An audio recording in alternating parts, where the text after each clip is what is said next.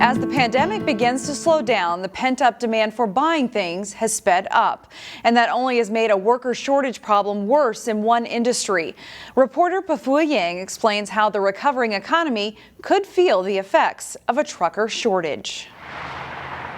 Whether you're on freeways, residential roads, or parking lots, semi-trucks seem to be everywhere. I mean, the clothes we wear, the food we eat, the things that are in your house, things that are in your cars, everything comes in transported by a semi. Andrew Starner with Master Transfer Logistics in Brooklyn Park calls the trucking industry the lifeblood of the economy. We are a company that helps get products from point A to point B to point C. Master Transfer Logistics owns about 700 trailers. The problem? Starner says there's not enough drivers. We currently have probably between about 40 and 60 drivers in there, ranging from Class A to Class B to Class D drivers. MTL hopes to hire more drivers. The shortage has been a long-standing problem nationwide, and COVID-19 may have made it worse. The growth of online shopping has really fueled a lot of this other freight demand. John HAUSLADEN with Minnesota Trucking Association says currently the trucking industry has a shortage of 60,000 drivers. In 10 years, the industry would need to hire 1 million new drivers to keep up with increasing freight demand and retirements. Now that doesn't mean it won't be delivered. It'll be delivered, but it might be slightly slower than you expect because there's such a demand on the system. In an effort to get more qualified drivers behind the big rig, the industry has changed routes to get people home more regularly. And then of course the equipment has changed dramatically. The safety, the comfort, the technology. The American Trucking Association is also urging lawmakers to enact the Drive Safe Act, which would allow qualified 18 to 20-year-olds to drive trucks in interstate commerce. To drive over the road interstate, you need to be at least 21. Not only is trucking essential, but companies say it pays well and offers great benefits. Everything that we need every day really takes part in needing help from drivers to do that. In Brooklyn Park, Pafua Yang, CCX News. According to the American Trucking Association, the median pay is around $55,000 a year. There's also health and retirement benefits. The Robbinsdale School District has expanded its virtual academy to include all grades, kindergarten through 12th grade. Previously, the virtual academy only served high school students. The Robbinsdale Virtual Learning Academy has its own principal, teachers, and support staff. All district students are eligible to attend the Virtual Academy. Enrollment opened up last week. Students at Brooklyn Center High School have had a tumultuous year with the pandemic, the death of Dante Wright, and then protests happening only blocks away from their campus. For our Newsmakers segment, middle and high school principal Josh Fraser spoke to us about how students are doing. Kids are struggling.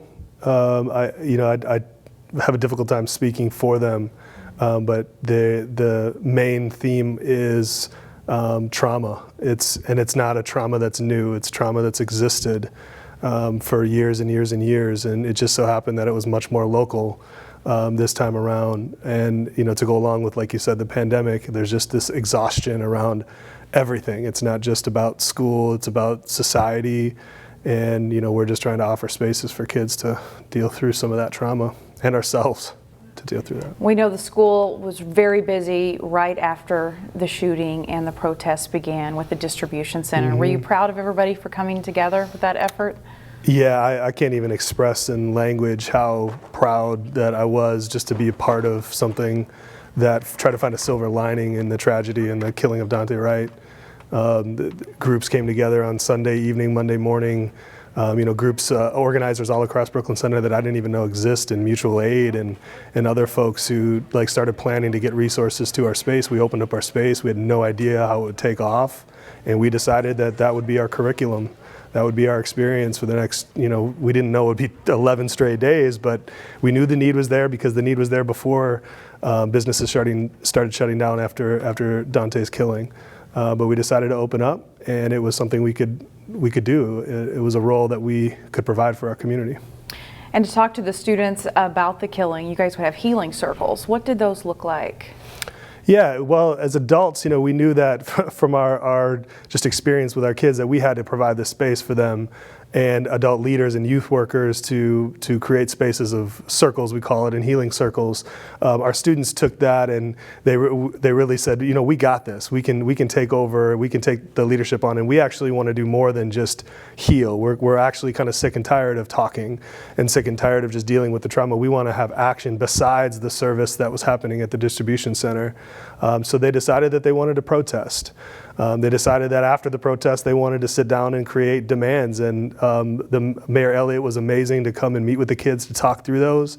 He then set up an opportunity for 30 to 40 of our students to talk with City Council about what the demands they want to see changed. And they spent, you know, outside of their regular school schedule and their school experience, they prepared dialogue questions for City Council, as well as a list of things that they want to see changed. And so that was a way for them to turn into action during, you know, a very difficult time. Have you seen some new leaders rise to the surface, and so just some good things come out of this then? Yeah, absolutely. And students will be the first one to tell you, know, we have all of these organizations and formal leadership opportunities and captains of sports, but there's often a bunch of leaders who don't have the opportunity to step up in a formal way, and boy, have they ever.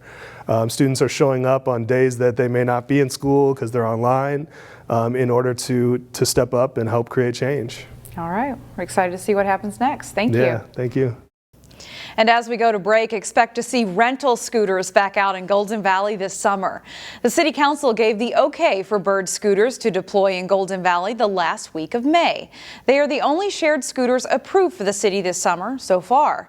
Riders have to be 18 years old to rent one, which you can unlock through a smartphone app.